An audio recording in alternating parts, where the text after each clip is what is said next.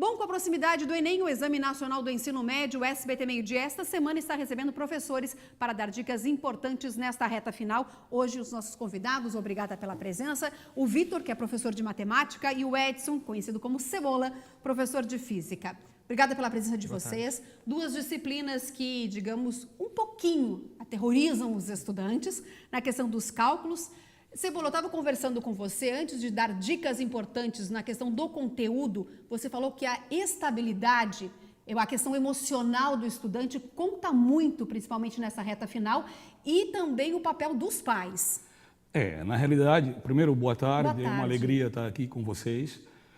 Nesse momento, a gente está agora na semana que antecede a semana de provas do Enem, a primeira etapa.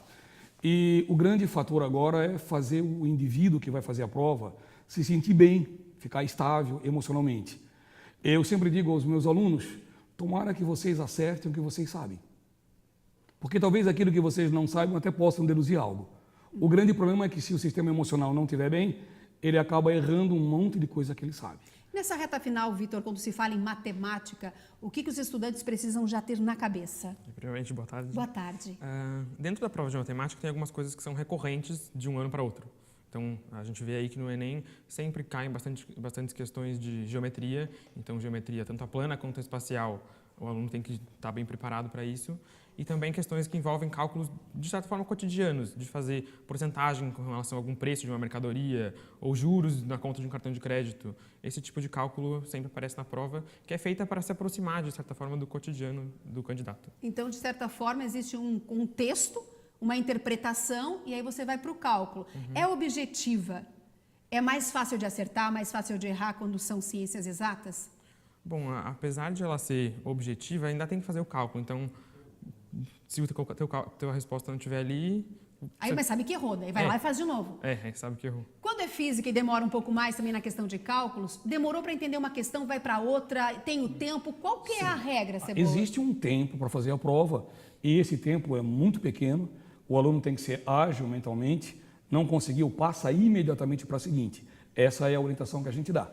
E a prova de física também, na realidade não existe prova de física no Enem. Como que é essa prova de física? Ciências da natureza. Então é a mesma prova que envolve física, química e biologia, as ciências naturais. Então aparecem questões que são interdisciplinares, questões onde o indivíduo tem que ter conhecimento das 3 disciplinas, ou de 2, ou de uma apenas. Mas essa prova ela tem um padrão também. Existem questões que são recorrentes, assuntos, temas que aparecem muito, né?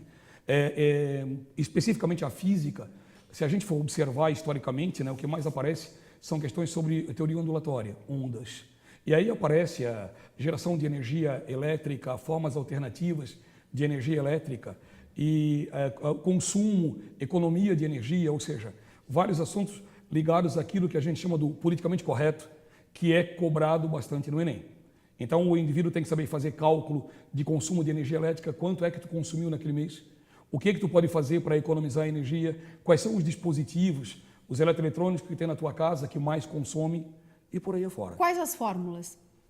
Praticamente as equações são aquelas básicas. Então, a gente tem de mecânica equações básicas, força resultante, massa vezes aceleração. Trabalho igual a variação de energia cinética. Potência, trabalho ou energia sobre tempo.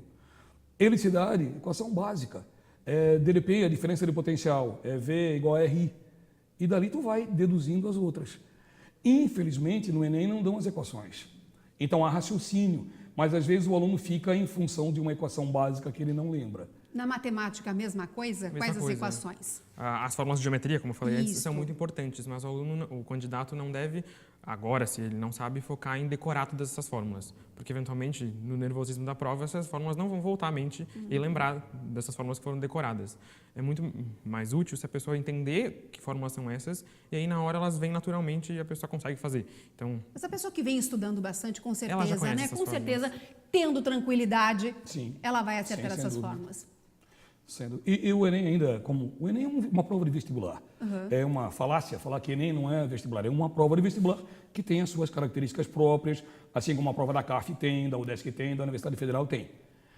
Hoje o que a gente vê nos vestibulares é que existe uma preocupação muito maior em evidenciar raciocínio, discernimento e não decoreba.